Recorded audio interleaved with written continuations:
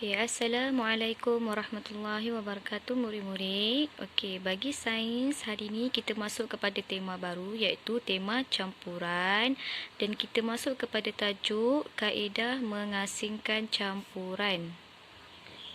Sebelum kita masuk kepada kaedah mengasingkan campuran, kita pergi kepada maksud campuran. Campuran adalah merupakan dua bahan yang dicampurkan di dalam satu bekas. Okey, ini adalah maksud campuran.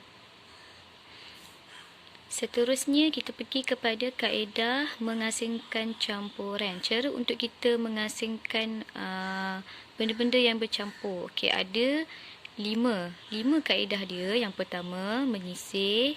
Yang kedua, menganyak. Yang ketiga, menggunakan magnet. Yang keempat, mengapung. Dan yang kelima adalah menuras. Ini adalah kaedah mengasingkan campuran. Okey, kita pergi kepada kaedah yang pertama iaitu kaedah menyisih. Apa maksud menyisih? Menyisih ialah mengasingkan dua bahan yang bersaiz besar. Okey, ini adalah contoh bahan. Contoh bahan yang kita bolehkan guna untuk kaedah menyisih. Kita sisihkan ataupun kita asingkan kacang dengan jagung, dengan carrot. Ini adalah yang bersaiz besar, yang sama saiz dia. Okey, kaedah yang kedua adalah menganyak. Maksud menganyak ialah mengasingkan bahan bersaiz halus dan bahan bersaiz besar. Okey, ini adalah contoh gambar tepung. Kita anyakkan. Ini adalah kaedah menganyak. Menganyak tepung. Okey, bagi kaedah yang ketiga adalah menggunakan magnet. Menggunakan magnet bermaksud mengasingkan bahan yang boleh ditarik oleh magnet. Okey, ini adalah contoh dia. Magnet yang berada di dalam pasir.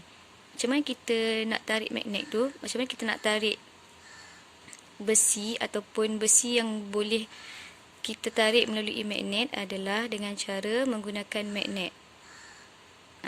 Ni dia contoh. Boleh nampak? Okey, kaedah yang keempat adalah kaedah mengapung. Kaedah mengasingkan campuran adalah dengan kaedah mengapung. Mengapung adalah mengasingkan bahan yang boleh terapung daripada bahan yang tenggelam. Okey, maksudnya bahan yang ringan dengan bahan yang berat. Okey, kita tengok. Tengok contoh ni. Okey, kita masukkan air di dalam satu bekas. Kita asingkan dengan cara kita tengok apa dia bahan yang tenggelam dengan bahan yang terapung. Bahan tenggelam adalah bahan yang berat. Bahan yang terapung adalah bahan yang ringan seperti daun. Itu adalah contoh. Okey, kaedah yang terakhir adalah kaedah menuras. Okey, apa dia maksud menuras? Menuras adalah mengasingkan bahan pepejal daripada bahan cecair. Okey, bagi contoh, okey, boleh nampak tak? Nampak tak air ni bergerak? Bagi contoh, air teh, hampas air teh dengan air. Kita nak asingkan. Okey, kalau kita buat air teh, kita nak asingkan air ni dengan hampas teh dia. Ni adalah cara menuras. Boleh tengok gambar untuk lebih faham. Okey, itu sahaja untuk hari ini. Untuk video akan datang, kita masuk kepada tajuk yang baru. Okey, itu sahaja. Assalamualaikum.